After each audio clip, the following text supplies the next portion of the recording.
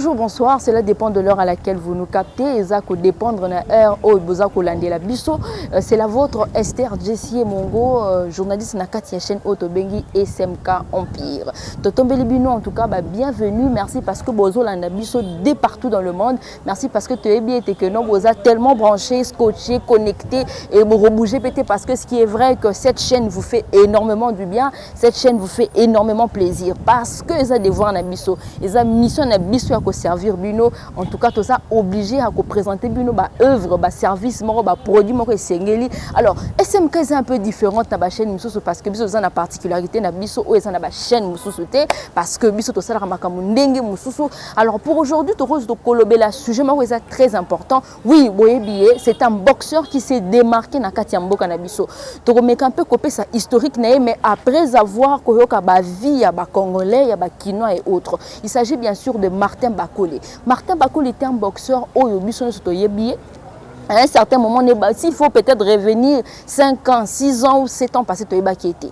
Peut-être Toeba qui était, mais c'était un boxeur congolais où Azako évolue au niveau Europe.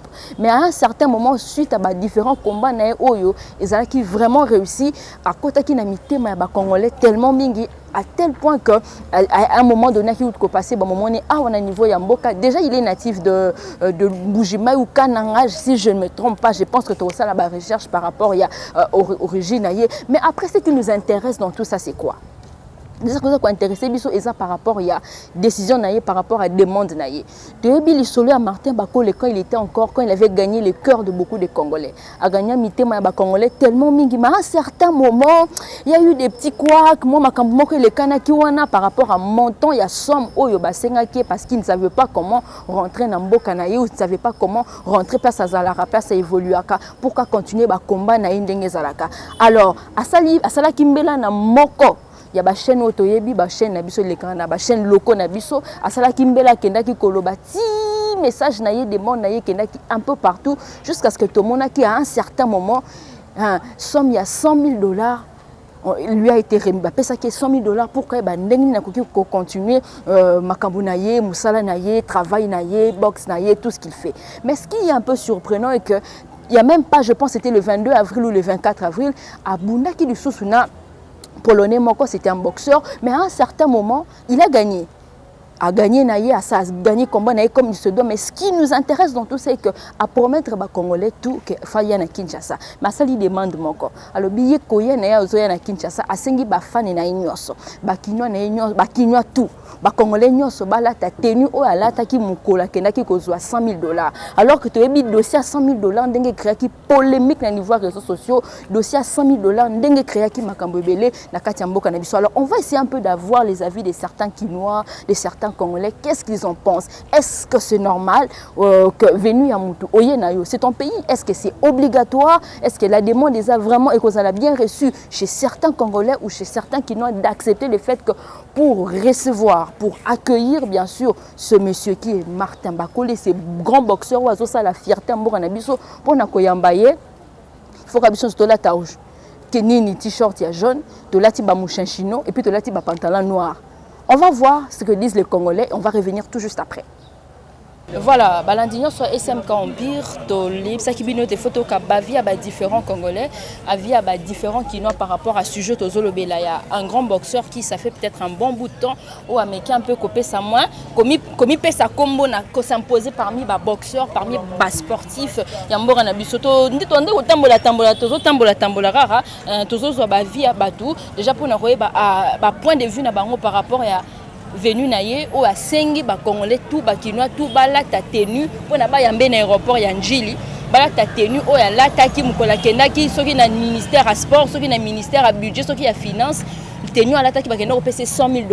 Donc dress code déjà polo jaune mouchinchino na pantalon et jeans. De toute façon toza quand même na mutu moko to zukara na avenue na quartier awa na balabala pour que apesa biso a vie naie. Bonjour papa. Oh bonjour maman journaliste. Boni. Ala Mukaka Bino.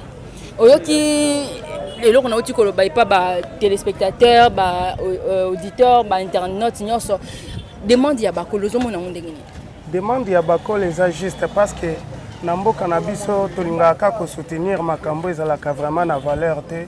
Mais Bakole nous a démontré aux yeux du monde que alingi kopesa mboka na biso valeur au travers box na ye azobunda. Il ne t'est pas vraiment soutenu abandi na box na ye na ndenge na ye moko. Et après c'est comme ça que abandi ko s'imposer. Le gouvernement monaki que c'était une personne vraiment ya ko soutenir. Ndo moni abenga qui est pour payer $100,000 juste la préparation ya combat. Donc demande na eza juste nous devons le soutenir par rapport à tenir à l'attaque bomoni déjà naza déjà na mushashino na ngai mozangi polo jaune polo jaune to kolata yango mukolo koya et kozala vraiment kitoko makasi il faut to soutenir ye Bakole demande na eza vraiment juste. OK ba sengaki $100,000 demande à lobby ça par rapport à mon collègue à $100,000 par rapport à ndenge fa kende Grèce à zongi la ba combat na ye mais to meki un peu après combat où tu ko bundana polonais oyo a ebi ka regagner peut-être confiance à ba congolais parce que dossier à $100,000 ane poser qui problème aka c'est pas bato belé ozo mona ndenge nini ozo banza ete que gouvernement ko pese sous confiance we pese sous délai à $100,000 ton ndenge nini. Oui pour na ngai ba koki ko bakise lisusu mbongo mususu. Pourquoi? Parce que à chaque combat Zobunda, les drapeaux à RDCND, Azo Tombolaka. Donc c'est vraiment ce qui ont mis les lots Azo critiqué Martin Bakole pour na makambo ya mbongo. En tout cas, Ayebi Valère il y a sport na Congo. Donc normalement il faut baper ça y mbongo wana pour que asala lisusu d'entraînement mingi. Abunda lisusu makasi pour que Congo et mata lisusu na boxe bakoma quand même kobanga RDC que tozana ba boxeur ya makasi. En tout cas ceux qui ont moni mutozo critiquer ayebi eloko azo salate parce que d'abord pour l'entraînement ko préparer combat ça demande beaucoup d'argent $100,000 c'est moins. Baba qui c'est lisusu mbongo mususu ponanga ba mata même jusqu'à $1 million. Merci beaucoup. Merci beaucoup maman. OK. Voilà, toi qui déjà a vu à Moutaliboso, on a compris qu'il y a certains Congolais pour soutenir, bien sûr, demande Wana à Martin Bakole. Donc, veut dire la première personne à lobby que Ndenge Zawana. Bonjour papa. Bonjour maman. Boni. Madame. Tout ça, moi, je suis par rapport à boxeur. Je suis Martin Bakole. Oui, oui, oui. Aza grand boxeur ya sala ka fierté ya mboka na biso a défendre ka drapeau na biso libanda ya mboka donc na ndenge azo gagner ba victoire donc ezo landana ezo sala vraiment kitoko mingi pour na biso ba congolais ezo la kisabiso ki toza pe compétent na makambo etali box. OK, donc oyebi pe dossier $100,000. Oui, $100,000, qui est $100,000 et pas ministre ya sport. Oui, après ça qui est $100,000, mais il est approuvé que $100,000 wana azwaki yango pona okino sala makamuna ye ya mwasi na banate mais akenda ko préparer combat. Preuve yango yo awuti ko gagner polonais wana beta qui est lokola mwasi. Il a dit que approuvé vraiment à justifier que $100,000 wana ezalaki pambate ezalaki pour la préparation ya combat. Moi bi que ça là qui polémique makasi dossier wana. Et ça là qui polémique makasi, ça là qui polémique makasi que azu yango pona nini. Non, et encourager ye. Preuve nango yango to moni ndenga betaki mutu wana ya mboka mususu wana lokola mwasi. Et ça là qui polémique sikoyo et la kisi ba congolais nyonso ki bomoni mbongo wana nazwaki yango pambate na kenda préparer combat. Bongo ni leke belete boy. Non, eleke belete.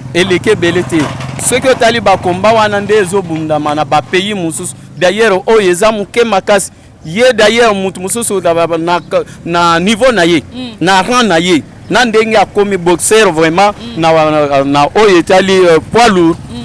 À cause de mbongo wana te ba mususu na bamboka mususu bazwa kambongo ebele koleka oyo wana oyo wana ezamuke. OK, merci beaucoup. Déjà toujours na même dossier wana. Le même boxeur Martin Bakole o toujours rappelé que taza kaka na 29 ans ya pamba a sengi ete abidi ici la zo ya Kinshasa azoko ma Kinshasa to kusani mwa boye azoko ma Kinshasa mais a sengi bato tout ba congolais tout ba kinois tout ba yambaye na aéroport Anjeli na tenue moko ba pesi dress code alobi baza na polo jaune mon chinois noir na pantalon jeans kaka tenue o alata ki mukola kende ko zo mbongo na niveau ya ministère à sport.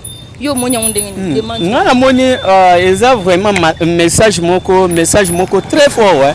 po mokolo oyo azwaki mbongo yo moko yebi et puis outi koloba ngo ke esalaki polémique sikoyo bazwa kaka ke non polémique wana mokolo wana azwaki mbongo po akende préparer victoire et puis tango batu nyonso bazolata bongo ezolakisa déjà ezojustifier déjà ke tala mbongo polo ya jaune wana elakisi ke mbongo elakisi pe parmi couleur ya drapeau na biso ke akendaki azwi mbongo na polo ya jaune et puis akei nango pona préparer victoire azwi pe victoire wana et puis azozonga pona kolakisa yo kokendo yamba yo kolata ngo pe oui nga pe na kolata polo ya jaune mushashano ya noir na pantalon jeans ozela bakole donc oui na ozela bakole to kokendo yamba ye to zale beli ko banda aéroport ti place à rosa oui pourquoi pas muto azo sala fierté ya mboka na biso bando otanga ngo pe na boxer ya monde biso pe to zali à travers ndeko na biso bakole. OK, en tout cas merci beaucoup pour la vie. Merci. OK. Voilà, tout ça qu'on continue, toi qui déjà 2 avis et jusque là tous les avis ça se fait que on a ce bazar pour encourager demande à Martin Bakole. Oui, ça paraît un peu bizarre. Question tout ça qu'on s'est posé ça que pour na nini kaka pour na tenue oyo et tenue oyo là qui me kolkende ko $100 000 au niveau du ministère des Sports. De toutes les façons, on est dans un pays démocratique, mutu mtazana a droit à repayer sa vie naie. Tous nous katata mutu moro ya soukou bien quelques personnes et puis tozonga d'ici peu. Voilà, Balandia SMK Empire, tout ça bien sûr qu'on continue. Tu sais qui bino était tokoyoka, bavia ba différents Kinois, bavia ba différents Congolais par rapport il y a Venu, il y a Martin Bakole et surtout des monde na yo asengi batutu, ba Congolais tout oyo, ba lingakaye, ba Congolais tout baza ko encourager, baza ko soutenir yé, ba la ta dress code bien tenue ou à proposer polo jaune, mouchin chinois noir na pantalon jeans. On rappelle une fois de plus que cette tenue a été portée mukolo o ya kenaki ko récupérer $100 000 le ministère et sport. Tout ça quand même pour continuer. Tout tout à vinailler par rapport à demande à Martin Bakolobi. Tolata alat batuno batutu baroya ko yambaye balata tenue ya polo jaune, chinchino ya noir, pantalon jeans noir. Ah vraiment c'est une bonne idée, c'est une bonne chose. Surtout d'abord je remercie d'abord tous les appuis le gouvernement à fournir pour la Marambo Sport. Bien, c'est vraiment, ils ont vraiment essayé pour la Mboka Biso. Donc pour arriver à une tenue vraiment, ils ont bien. Ceux qui battent ils soutenir champion Biso. Il est de retour donc et ça vraiment énormément bien. On s'est là vraiment massivement battu bas les belé. On a mopé la zaki au courant dans le capena soit tenue nanga. OK, là tu tenue na yo. Comme ça to ya. Donc pour là ta tenue no très bien. Très bien là, ça là vraiment bien. Donc batunier surtout baya massivement. Donc et ça là bientôt soutenir champion Abisso. Donc à continuer les sous à Koba à gagner ba titre belé. Apparemment justifié $100 000 ba pesa qui hein. Bon, c'est là qui polémique $100 000. J'ai cru entendre des choses comme ça où il paraîtrait 100 000 morbo mais personnellement on a habité mais en tant que Congolais on sait pas là ceux qui a qui bonga batu ou quelque chose comme ça à mes moi pour rectifier à Bondissa. OK, d'accord, c'est bon.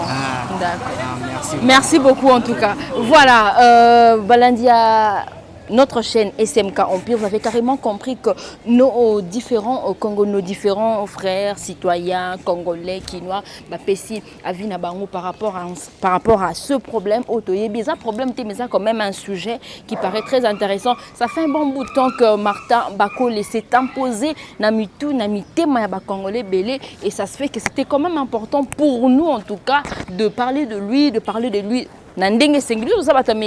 s'il faut critiquer, on va critiquer, mais critique pèse à la fin critique pèse à il y a bien. Donc il y a le critique positif et le critique négatif. Alors c'est important pour nous de critiquer et non seulement critiquer seul, mais aussi Koyokaba avis à différents Congolais. Qu'est-ce que le Kinois en pense? Oui, Martin Bakole est un boxeur qui est un boxeur pro qui ne combat pas seulement à niveau mais qui combat plus à niveau extérieur et c'est quand même important. Nous rappelons que Martin Bakole, allais-je dire, est âgé de 29 ans, il n'a que 29 ans, mais il a déjà beaucoup de prouesses et il a eu à avoir plusieurs combats dans lesquels qu'il n'a qu'une seule défaite. Et dans le combat, il n'a qu'une seule défaite. Il y a à peine même pas 2 semaines, il a combattu avec un Polonais où a battu par KO. C'était une victoire par KO. Et coup de chapeau à lui. Nous l'attendons selon les avis des Congolais. Toyoki Bavi Nabango, Toyoki Bavi a différents Congolais. Et sur 100%, bateau tout aux yeux, baza pour. Ils sont tellement pour. Ça prouve à suffisance que le monsieur, auprès de qui le ministre des Sports avait remis la somme de $100 000 à justifier montant à la somme. Il y a même de ceux qui disent que c'est à 300 000. Alors vous, chers internautes, chers téléspectateurs, bateau, tout balandara, chaîne Nabiso, vous en pensez quoi? Commentaire Nabino, message Nabino, et que ça la kenon, biso to eba. Oui, on a pu circuler dans la rue, on a pu circuler, on a pu entendre les avis de certains Quinois, mais après vous également, vous faites partie des priorités à priorité. Vous faites partie des priorités à chaîne Oyo. Essayez de commenter un tout petit peu, juste en bas. Commentez, mettez vos commentaires et mettez surtout vos avis. Nous allons relier les avis de ces personnes que tu suis en plein chemin et vos avis. Ça va nous permettre, pourquoi pas, de recevoir dans les jours à venir un sportif qui va bien sûr voir vos avis, qui va bien sûr lire vos avis et juste après on va voir quelle solution on peut trouver après. Pourquoi pas essayer de faire de lui un grand homme, pourquoi pas de faire de lui un héros dans le domaine sportif, surtout dans le domaine de boxe et en boxe. Exercice à la simple.